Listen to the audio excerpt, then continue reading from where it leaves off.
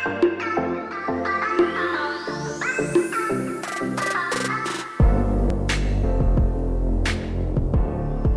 teman-teman semua, selamat datang kembali di channel Mas Bay, tentunya dengan seputar informasi menarik tentang IPDN. Nah, pada video sebelumnya kita telah membahas tentang apa itu IPDN. Dan dari itu, pada video kali ini kita akan membahas tentang syarat-syarat apa saja serta tahapan tes dalam mengikuti seleksi IPDN. Tanpa membuang waktu, langsung saja kita simak penjelasannya. Nah, pada kesempatan video kali ini saya akan berbagi informasi terkait pendaftaran IPDN di tahun 2024. Nah, di sini teman-teman calon praja harus mengetahui tentang syarat apa saja sih dan tahapan tes masuk apa saja yang ditentukan untuk masuk IPDN tahun 2024. Pertama, ada syarat masuk IPDN tahun 2024. Secara umum, syarat masuk IPDN untuk tahun 2024 dibagi atas 3. Yang pertama ada syarat umum, syarat administrasi, dan juga syarat khusus. Langsung saja kita simak pembahasannya berikut ini.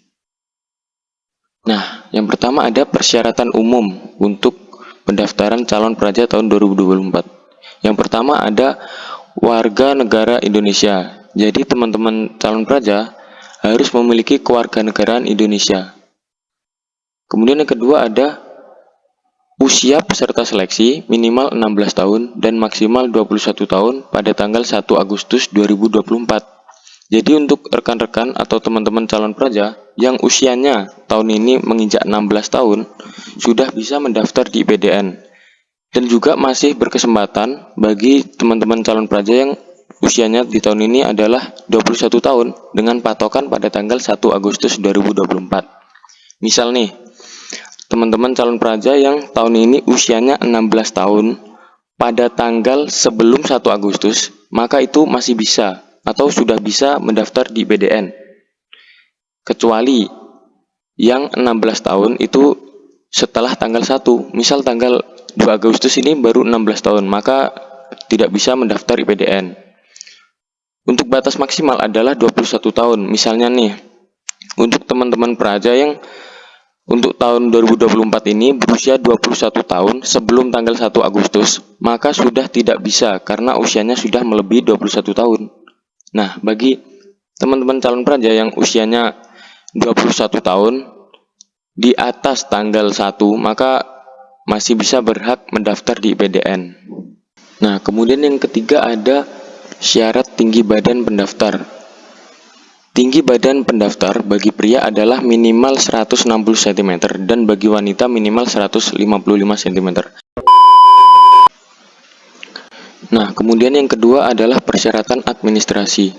Yang pertama, berijazah sekolah menengah atas atau SMA atau madrasah aliyah termasuk lulusan paket C.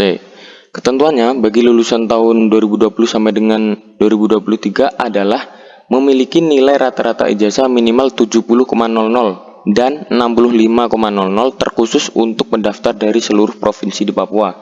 Jadi untuk rekan-rekan calon praja harus memiliki nilai rata-rata ijazah sebesar 70,00. Dikhususkan untuk teman-teman calon praja yang berasal dari seluruh provinsi Papua, minimal adalah 65,00 untuk nilai rata-rata ijazahnya. Kemudian yang kedua ada KTP elektronik bagi peserta yang berusia 17 tahun atau kartu keluarga bagi yang belum memiliki KTP elektronik. Ketentuannya berdomisili minimal 1 tahun di kabupaten kota pada provinsi tempat mendaftar secara sah terhitung pada tanggal awal pendaftaran.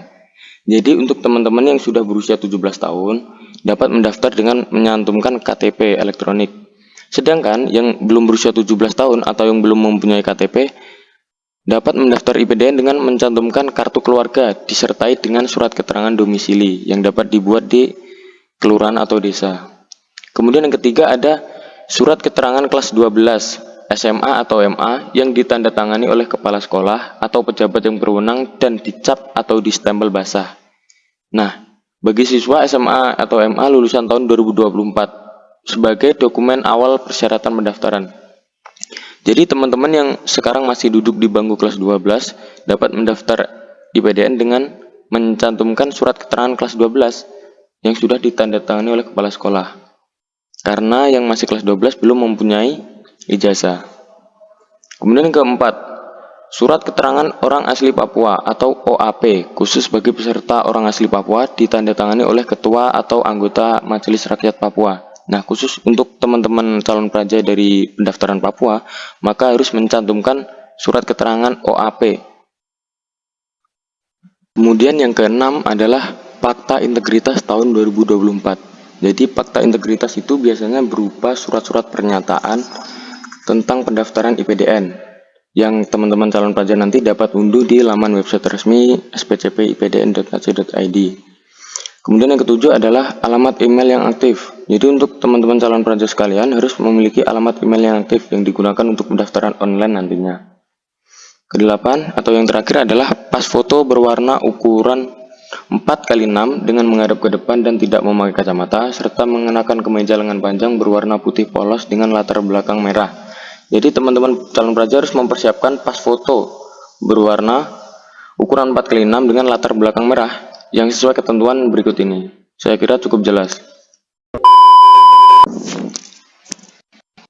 Nah, kemudian yang terakhir adalah persyaratan khusus yang meliputi diantaranya yang pertama, tidak sedang menjalani atau terancam hukuman pidana karena melakukan kejahatan.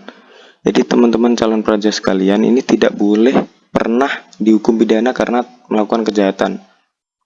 Kemudian yang kedua adalah tidak bertindik atau bekas ditindik di telinganya atau anggota badan lainnya bagi peserta pria, dikecualikan karena ketentuan agama atau adat. Jadi untuk teman-teman calon praja yang dalam sukunya memperbolehkan ditindik telinganya atau bagian tubuh lainnya itu masih dapat ya untuk mendaftar IPDN tahun 2024. Kemudian yang ketiga, tidak bertato. Setiap calon praja IPDN tidak boleh memiliki tato. Keempat, tidak menggunakan kacamata atau lensa kotak. Nah, ini mutlak ya bagi teman-teman calon praja sekalian bahwa calon praja itu tidak boleh menggunakan kacamata ataupun lensa kotak. Yang berikut nomor 5 adalah belum pernah menikah atau kawin bagi pendaftar wanita, belum pernah hamil atau melahirkan. Jadi bagi peserta untuk calon praja pria itu belum pernah dalam riwayat hidupnya belum pernah menikah, sedangkan bagi pendaftar wanita belum pernah mengalami hamil atau bahkan melahirkan. Kemudian yang keenam, belum pernah diberhentikan sebagai praja IPDN dan perguruan tinggi lainnya dengan tidak hormat. Nah, jadi untuk rekan-rekan calon praja sekalian ini dalam riwayatnya itu tidak boleh diberhentikan ataupun dipecat secara tidak hormat oleh perguruan tinggi di Indonesia. Kemudian yang ketujuh, apabila pendaftar dinyatakan lulus dan dikukuhkan sebagai praja IPDN, maka pendaftar bersedia menaati seluruh peraturan yang berlaku di IPDN. Nah, yang ketujuh ini berkaitan dengan fakta integritas yang ada di persyaratan administrasi tadi, bahwa ketentuan surat pernyataan itu ditentukan di fakta integritas yang mana menyangkut persyaratan khusus nomor 7 ini. Nah, mungkin itulah penjelasan dari ketiga syarat masuk IPDN. Setelah memahami tentang persyaratan, kita akan lanjut membahas tentang tahapan tes masuk IPDN tahun 2024. Bagaimana sih tahapan tes mulai dari awal sampai masuk dengan IPDN? Kita langsung saja simak pembahasannya berikut ini. Nah, kemudian untuk tahapan tes masuk IPDN sendiri terbagi atas 5 tahap tes. Berikut penjelasannya. Yang pertama adalah tes administrasi. Apa sih yang dilakukan pada tahap tes administrasi ini? Nah, yang pertama adalah pembuatan akun SSC ASN. Nah, para calon praja sekalian ini pertama-tama harus membuat akun SSC ASN dulu yang dapat diakses di laman website dikdim.bkn.go.id. Nah, setelah akun berhasil dibuat, kemudian yang kedua adalah mengunggah berkas. Apa sih berkas yang perlu diunggah? Tentunya para calon praja ini perlu mengunggah berkas-berkas yang ada pada syarat administrasi. Mulai dari input rata-rata nilai ijazah, KTP elektronik, surat keterangan kelas 12, surat keterangan OAP, fakta integritas, pas foto, dan lain sebagainya. Nah, setelah dinyatakan lulus pada tahapan tes administrasi, maka tahapan kedua adalah tes SKD atau tes kompetensi dasar atau disebut dengan SKD dengan bobot penilaian 40%. Nah, SKD ini terdiri dari 110 soal yang harus dijawab dalam waktu 100 menit. SKD dapat berisikan materi TWK atau tes wawasan kebangsaan, TIU atau tes intelijensi umum, dan juga TKP atau tes karakteristik pribadi. Nah, adapun komposisi soal SKD adalah sebagai berikut. Di antaranya adalah 30 soal TWK, 35 soal TIU, dan juga 45 soal TKP, yang totalnya adalah 110 soal yang perlu dijawab dalam waktu 100 menit. Yang perlu diketahui ini bahwa tes SKD diselenggarakan di kantor-kantor BKN ataupun BKD di provinsi tempat pendaftaran.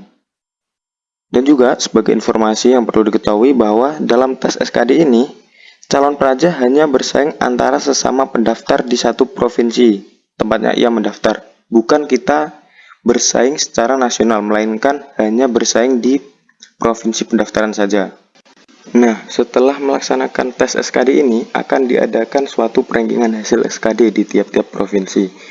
Para calon praja yang lolos kuota SKD ini akan lolos ke tahap ketiga, yaitu tes kesehatan 1 atau Rikes 1. Yang mana Rikes 1 ini mempunyai bobot penilaian sebesar 20% ya. Apa aja sih yang dites dalam Rikes 1 ini? Adapun Rikes 1 meliputi pemeriksaan. Yang pertama adalah mata. Mata ini dilihat dari dimensi kesehatan mata, apakah minus, silinder, dan lain sebagainya. Kemudian yang kedua adalah pemeriksaan THT, telinga, hidung, tenggorokan. Yang ketiga ada komposisi tubuh yang meliputi tinggi dan berat badan. Kemudian ada gigi, dilihat dari kesehatan gigi dan kerapian giginya. Kemudian ada tekanan darah, objin, dan juga penampilan. Nah, untuk menghadapi tes Rikes 1 ini, saran saya, teman-teman calon praja sekalian, hendaknya melakukan medical check up terlebih dahulu untuk memastikan kondisi tubuhnya dalam kondisi yang baik-baik saja untuk menghadapi tes pemeriksaan kesehatan 1. Dalam Rikes 1 ini ada yang namanya penilaian yang berupa MS atau TMS. Bagi capra yang memenuhi syarat atau MS, maka akan di-ranking untuk menentukan kuota-kuota yang lolos ke tahap berikutnya. Jadi, capra yang lulus kuota perankingan Rikes 1 ini berhak mengikuti tes selanjutnya, yaitu tes psikologi. Nah, tes psikologi ini mempunyai bobot penilaian sebesar 30% ya. Sebagai informasi, tes psikotes IPDN ini dilaksanakan dengan sistem CAT komputer, bukan lagi secara manual. Nah, kemudian tes psikologi ini terdiri dari soal-soal berikut. Yang pertama, kecerdasan. Nah, ini kecerdasan ini hampir sama dengan TIU-nya SKD. Kemudian yang kedua ada kepribadian yang hampir sama dengan TKP-nya SKD juga. Kemudian yang ketiga ada ketelitian atau kecermatan. Nah, karakteristik tes ketelitian ini harus dijawab cepat dan cermat. Tes ketelitian ini dapat berupa contohnya simbol hilang. Kemudian yang terakhir ada substansi khusus. Nah, bagi calon praja yang lolos kuota perankingan akan berhak masuk dalam tahap terakhir, yaitu tes pantukir. Sebagai informasi, pantukir ini merupakan tes terakhir dari rangkaian SPCP IPDN tahun 2024 ini. Pantukir sendiri mempunyai bobot penilaian sebesar 10%. Tes pantukir ini meliputi yang pertama, tes kesamaptaan yang meliputi 1. Lari 12 menit, pull up atau chinning up, sit up, push up, dan shuttle run. Kemudian yang kedua ada kesehatan 2 atau Rikes 2 yang berupa pemeriksaan anggota tubuh bagian dalam yang dapat berupa yang pertama tes darah, tes urin, rongsen, dan EKG. Yang ketiga ada supervisi kesehatan jiwa dan wawancara. Kemudian yang terakhir adalah pemeriksaan penampilan atau antropometri.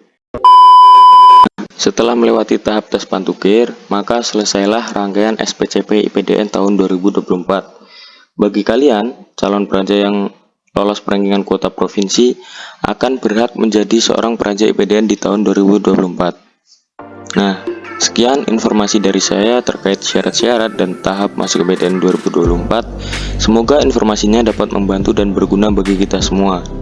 Untuk informasi lebih lanjut seputar SPCP IPDN 2024 dapat diakses laman website resmi IPDN yaitu spcp.ipdn.ac.id dan juga media sosial yaitu @humas IPDN.